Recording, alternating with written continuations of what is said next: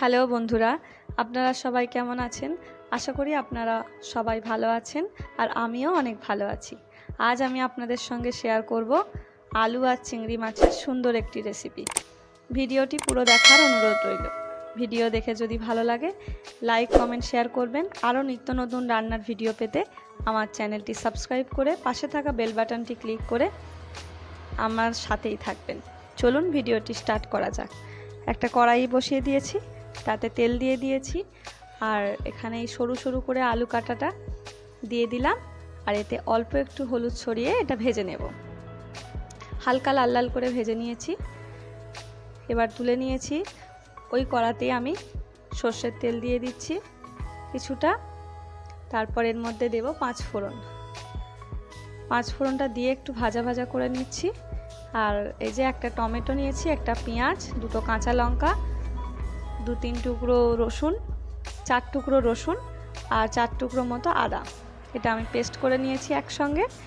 আর এবারে এই পেস্টটা আমি তেলের মধ্যে দিয়ে দিচ্ছি। পেস্টটা একটু ভাজা ভাজা করে নিয়েছি।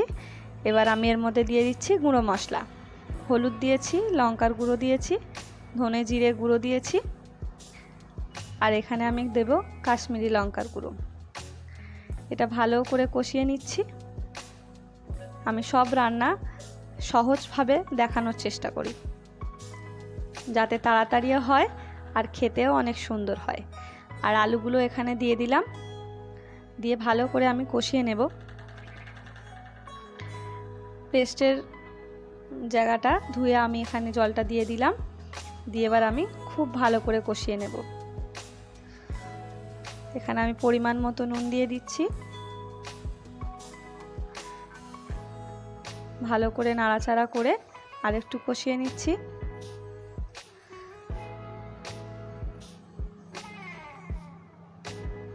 ভালো করে কষানো হয়ে গেছে।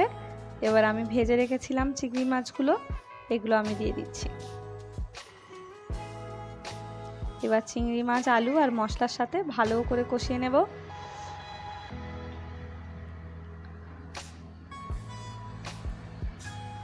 ভালো করে কষিয়ে নিয়েছি। এবার আমি এখানে পরিমাণ মতো জল দেব। জলটা খুব বেশি দেব না, আলুটা সিদ্ধ করার মতো জল দেব, কারণ এখানে এই রান্নাটা কিন্তু খালি মাখা মাখা হবে, বেশি ঝোল থাকবে না আর একদম শুকনো হবে না। ভালো করে নাড়াচাড়া করে নিয়েছি। এবার আমি এটা চাপা দিয়ে সিদ্ধ হতে দেব।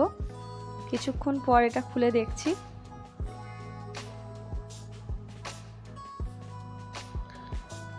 এখনো পুরোপুরি সিদ্ধ হয়নি, তাই আমি আরেকবার চাপা দিয়ে হতে দেব। কিছুক্ষণ পর খুলে এটা এবারে দেখে নেব।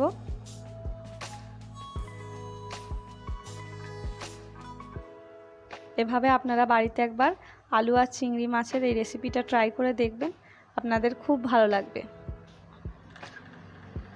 এবার আমি এতে কিছুটা গরম মশলা দিয়ে নাড়াচাড়া করে নামিয়ে নেব। ভালো করে নাড়াচাড়া করে নিচ্ছি।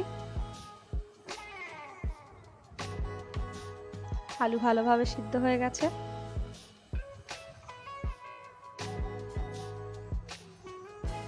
এই রান্নাটা ভাত দিয়ে খেতে অসম্ভব সুন্দর লাগে। আপনারা প্লিজ এটা ট্রাই করবেন।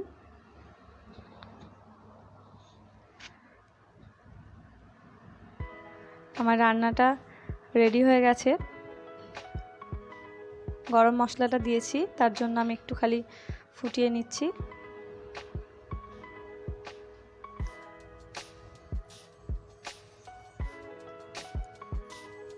দেখছেন কত সুন্দর কালার এসেছে। আমার রান্না কমপ্লিট। আমি গ্যাস অফ করে দিয়েছি, চাপা দিয়ে দিয়েছি। আর এই যে এখানে আমি তুলে নিয়েছি একটা বোলের মধ্যে আলু আর চিংড়ি মাছটা। দেখুন কত সুন্দর লাগছে। আমাদের ভিডিও দেখে ভালো লাগলে অবশ্যই লাইক, কমেন্ট, শেয়ার করবেন। আমাদের চ্যানেলটি সাবস্ক্রাইব করে পাশে থাকা বেল বাটনটি ক্লিক করে আমাদের সাথেই থাকবেন। দেখা হবে পরের ভিডিওতে। ভালো থাকবেন, সুস্থ থাকবেন।